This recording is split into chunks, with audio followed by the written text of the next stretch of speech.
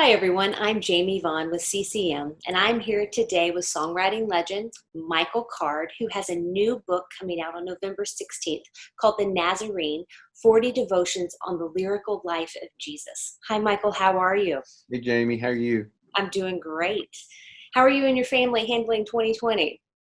Uh, Pretty well. My wife is a nurse, so that's kind of a COVID-proof job, and I'm a writer, so we're no, we're not good for anything anyway. So, we're at home. I'm at home. I've been home writing the whole time, so it hasn't affected us that much. Yeah.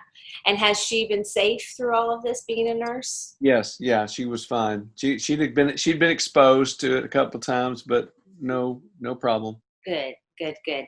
So you have this new book coming out, The Nazarene, 40 Devotions on the Lyrical Life of Jesus. What made you want to write about lyrics about the life of Jesus, and where do the biblical lyrics come from for you?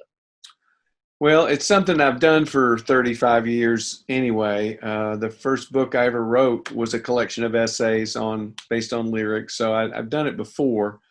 But over the last, I don't know, 5 years, I guess I've refocused on the details of the life of Jesus and what they mean.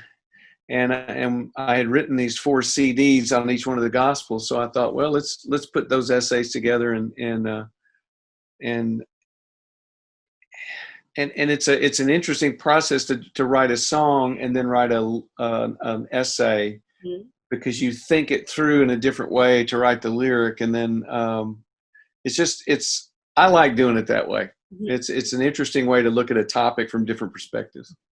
Now, this book is a little different in the way that you use it. So, music is linked to it, and you have the ability to listen to the music while reading the book. How does somebody go about doing that? Well, see, I just got my first box of the books, and the plan had been to have QR codes for people to scan and listen to the songs, but they're not there. So Oh no. yeah, so that was a little. I'm gonna call when we're done here. I'm gonna call them and say, hey, what happened to the QR codes? You can still get on iTunes and listen to the songs. I mean, they're still accessible that Right. way, but the original plan was you just scan it and listen to it on your phone and read the essay. Okay. We'll see.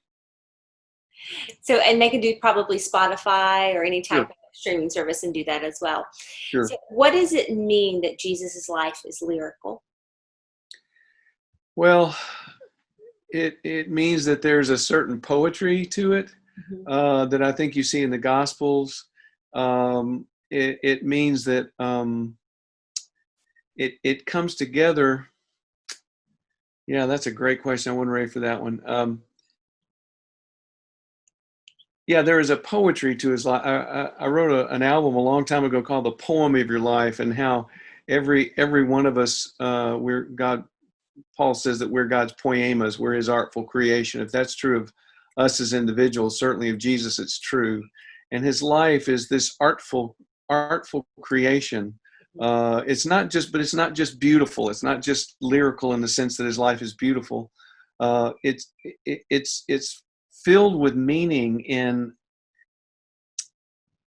in a particular way that's not just informational. I don't know. I need to think about that. That's a great question. I guess I should be able to ask that question when you write a book called The Lyrical Life, shouldn't Okay, it's okay. I'm known for throwing those in. I?